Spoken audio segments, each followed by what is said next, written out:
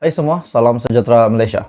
Tuan-tuan dan puan-puan, satu lagi pendedahan daripada sebuah kementerian di Malaysia, satu lagi pendedahan yang saya boleh kata ini pasti mengejutkan seluruh Malaysia, terutamanya Perdana Menteri Datuk Seri Anwar Ibrahim dan juga seluruh menteri. Dengan pendedahan bahawa terdapat ketirisan sebanyak RM10 bilion. Ketirisan sebanyak RM10 bilion, saya boleh kata ini satu kerugian ataupun satu lagi dana yang kita dapat kata kerugian yang besar untuk Malaysia. Ketirisan di sebuah kementerian, iaitu Kementerian Perdagangan Dalam Negeri dan Kos Sara Hidup. Menterinya telah membuat satu pendedahan yang mengejutkan berkaitan dengan ketirisan ini. Sebelum ini ada ketirisan hampir RM1 bilion untuk bangunan terbengkalai Putrajaya. Hari ini pula saudara-saudara, kita mendengar pula ketirisan RM10 bilion daripada maklumat daripada Kementerian KPDN. Ketirisan RM10 bilion subsidi diesel, KPDN akhirnya sedia kerjasama siasatan SPRM dan PDRM. Oke, baik saudara-saudara, di dalam apa yang saya lihat di sini, adakah Kementerian KPDN akan bekerja sama dengan SPRM dan juga PDRM dan mungkin penguatkuasa yang lain untuk mendedahkan lagi buaya ataupun jerung baharu yang mungkin akan terlibat di dalam isu ini. Kita mendengar banyak isu yang hangat pada ketika ini, termasuklah Jana Wibawa, isu penyelewengan dana kerajaan Perikatan Nasional. Jadi hari ini kita mendengar pula ketirisan RM10 bilion daripada KPDN. Oke, baik saudara-saudara, sebelum saya meneruskan isu hangat hari ini, saya meminta jasa baik tuan-tuan dan puan-puan yang menonton video ini untuk bantu sebentar channel ini dengan menekan butang subscribe. Anda boleh share video ini dan juga tekan butang like. Kementerian Perdagangan Dalam Negeri dan Kos Sara Hidup ataupun KPDN bersedia untuk kerjasama dengan Suruhanjaya Pencegahan Rasuah Malaysia atau Polis Diraja Malaysia, PDRM, bagi menjalankan siasatan sewajarnya berhubung isu ketirisan subsidi diesel hampir RM10 bilion.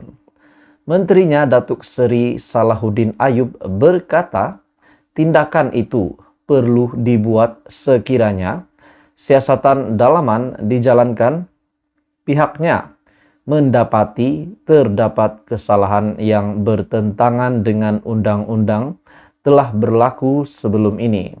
Biasanya, kementerian akan melakukan siasatan dalaman terlebih dahulu kerana kita ada unit yang membuat audit. Namun, sekiranya isu itu serius dan kita temui pelanggaran undang-undang, kita tidak keberatan menyerahkan kes kepada polis atau SPRM. Kita akan bekerja sama bagi memastikan ketirisan dapat diminimumkan. Adakah ini bermakna terdapat pemimpin ataupun individu pendedahan baru yang terlibat lagi dengan rasuah RM10 bilion, mungkin yang dikaitkan dengan ketirisan RM10 bilion. Kalau ini benar, bermakna semakin banyaklah pendedahan SPRM, tangkapan SPRM. Jadi, adakah kita boleh kata ini salah satu rasuah terbesar di Malaysia? Sekiranya benar dijumpai ataupun dikesan terdapat rasuah yang berlaku mengenai ketirisan ini. Jadi saudara-saudara, kenyataan daripada Menteri di KPDN ataupun Kementerian Perdagangan Dalam Negeri dan Kos Sara Hidup, adakah pendedahan ini pasti melondehkan, membongkar satu lagi rahasia ataupun satu lagi salah laku yang berlaku di dalam ketirisan RM10 bilion di dalam KPDN. Jadi saudara-saudara, teruskan bersama di dalam channel ini untuk perkembangan yang seterusnya. Tuan-tuan dan bapak semua, betulkah Syed Saddiq melakukan ini untuk mengelakkan pendakwaan terhadapnya berkaitan dengan beberapa case yang beliau hadapi sekarang.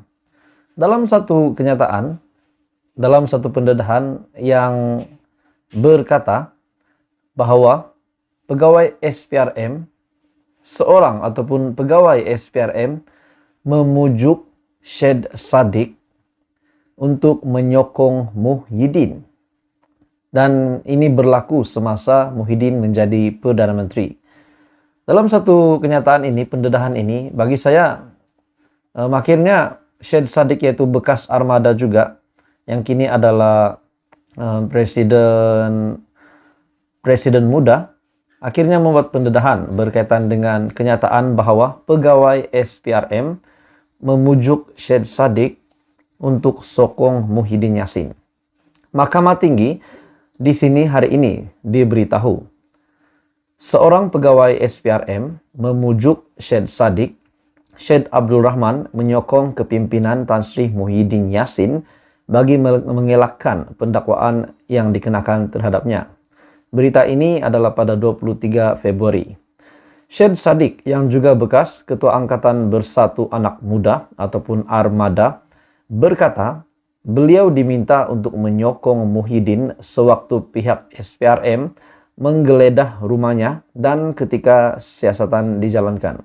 Jadi dalam perkembangan terkini, SPRM memang sudah sah menggeledah rumah Syed Saddiq ketika siasatan yang dijalankan.